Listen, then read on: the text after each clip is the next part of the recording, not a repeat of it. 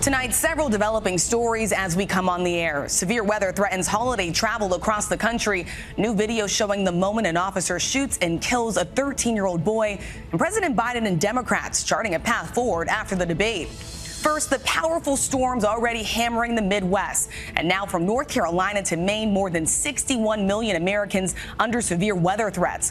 All of this threatening to disrupt travel during the busy holiday period. And a Category 4 hurricane taking aim at the Caribbean, the earliest on record. Our weather team is timing it all out. Also tonight, the new body camera footage showing an officer shooting and killing a 13-year-old boy on the ground. Police say the boy had allegedly pointed a replica gun at them. What we're learning about the officer as the community grieves, and then the New York Attorney General launches an investigation. The Biden campaign doing damage control after the president's disappointing debate performance. Key supporters rallying around the president, warning of chaos should he drop out. And tonight, Donald Trump and the country awaiting a key Supreme Court decision on presidential immunity. Fierce battles in northern Gaza, ceasefire talks stall once again. And there's a new fear of a widening war in the Middle East, with Israel striking Hezbollah and Lebanon. We're on the ground in Israel.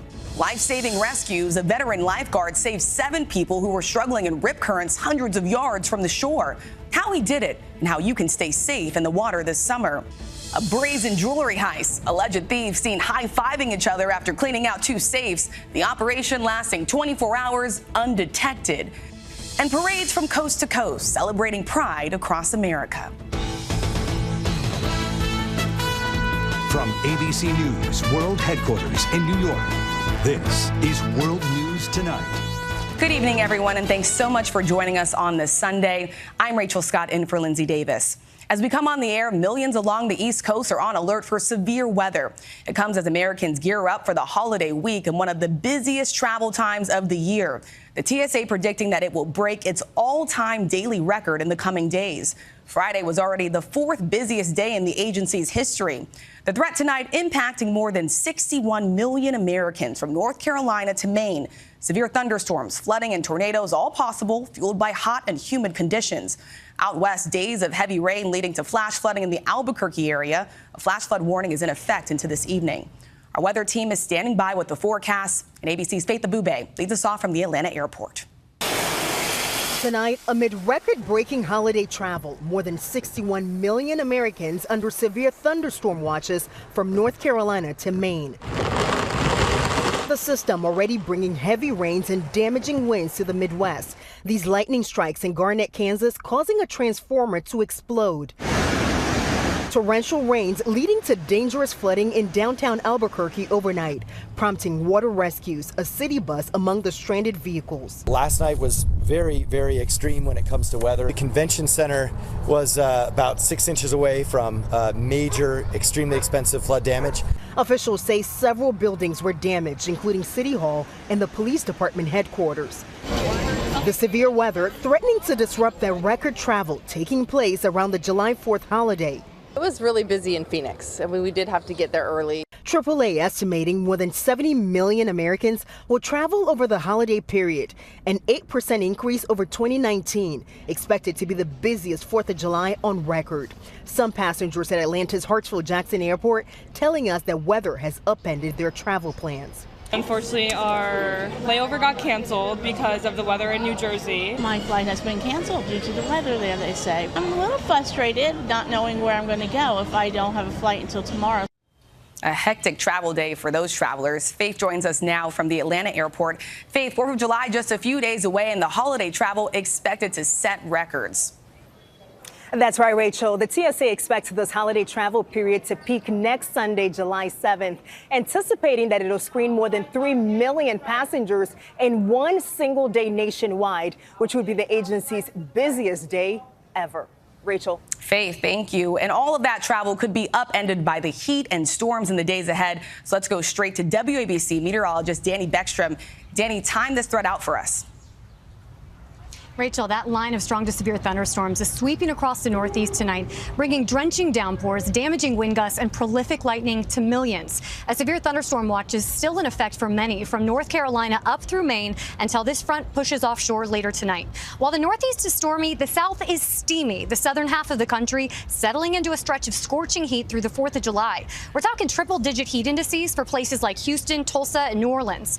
Now to the tropics, Beryl is the big story, the earliest Category 4 hurricane on record in the Atlantic, and the first ever in June after rapidly intensifying today. Unprecedented to see a storm this strong this early in the season. Beryl barreling toward the Windward Islands tonight before continuing through the Caribbean. This is just the second named storm of the season, but with water temps closer to September's averages, no surprise we're off to a hot start with several more areas to watch in the Atlantic basin. Rachel? Storms in the Northeast to heat in the South. Danny tracking it all for us. Thank you.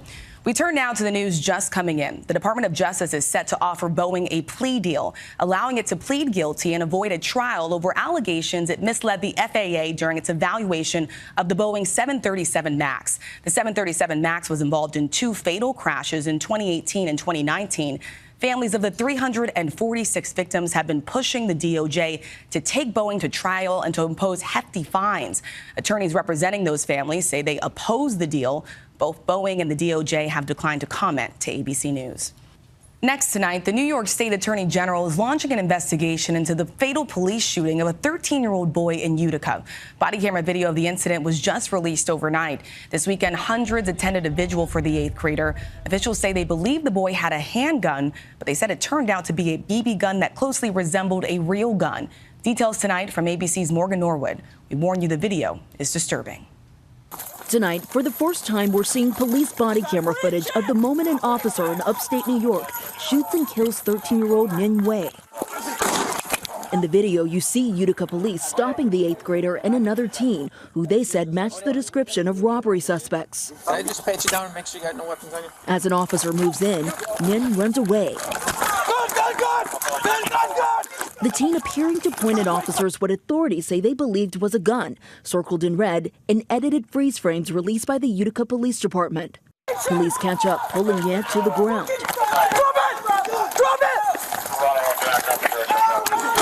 An officer identified tonight as 6-year veteran Patrick Husney, shooting Yan once in the chest during what the police chief described as a struggle. There's just one shot, it was me. Tonight, authorities also releasing this photo of what they say turned out to be a pellet gun, a replica of a Glock 17 Gen 5 with a detachable magazine, not an actual gun. Wei's mother sobbing at the press conference Saturday. I don't think any officer goes on the job hoping to shoot or intentionally try to shoot anybody. They're looking to be able to come home at the end of their shift like anybody else. Say his name! No way! Overnight, hundreds gathering to remember Nyen, a refugee born in Myanmar and a member of the Karen ethnic minority. He shouldn't be here crying and mourning for his little brother. This country is supposed to be a country of freedom, a country of peace. What's going on?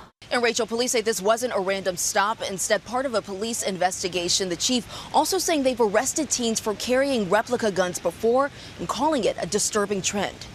Rachel? Morgan, thank you. We turn now to the race for the White House and more fallout from the first presidential debate. President Biden spending the weekend at Camp David, his campaign trying to turn the page, saying it has raised more than $33 million since Thursday. But questions about the president's age and mental fitness are not going away. Here's ABC's White House correspondent, Mary Alice Parks. Tonight, President Biden with his family at Camp David as Democrats try to chart a path forward following his dismal and worrying debate performance. There are very honest and serious and rigorous conversations taking place at every level of our party. Congressman Jamie Raskin saying there's a world where Biden is not the party's nominee, but Biden himself would have to choose to step aside. Whether he's the candidate or someone else is the candidate, he is going to be the keynote speaker at our convention. He will be the figure that we rally around to move forward and beat the forces of authoritarianism and reaction in the country. But other Biden allies offering a more full-throated defense. The stakes of this race couldn't be higher, and the only Democrat who's ever beaten Donald Trump is Joe Biden. He is our candidate for November, and he has the best shot to beat him. The Biden campaign arguing that if the president were to drop out, it would lead to, quote, weeks of chaos on the convention floor. Republicans already tying senators up for re-election to Biden's debate performance. Former White House chief strategist for President Trump and his close confidant, Steve Bannon, predicting Trump will win in a landslide during an interview with ABC's This Week co-anchor Jonathan Karl. Tomorrow, he begins serving a 4-month prison sentence for defying a congressional subpoena to discuss his role in the January 6th attack. Will you appeal right now, message to all of Trump's supporters, to respect the results? Are you going to pull this win again? or lose? This is your question. Have you asked a Democrat this question? Yes or no? The answer is no. Have you asked a Democrat this question? Have you asked a Democrat? I haven't seen Democrats storm the Capitol to try to stop an election. No clear answer from Bannon there. Right, Mary Alice joins us live from Washington. Mary Alice, the Supreme Court rejected Steve Bannon's appeal to delay his prison sentence, but all eyes back on the high court tomorrow, with the justices expected to issue a major decision on Donald Trump's presidential immunity case. Yeah, that's right. The Supreme Court is set to decide on Trump's claim that he should have complete, absolute immunity from criminal prosecutions for all of his actions while he was president. This is one of the most important cases of this term. It's going to have major implications not only for Trump, for that January 6th case against him, but also for the future of the office of the presidency. Rachel? The most consequential ruling coming at the end of the term. Mary Alice, thank you.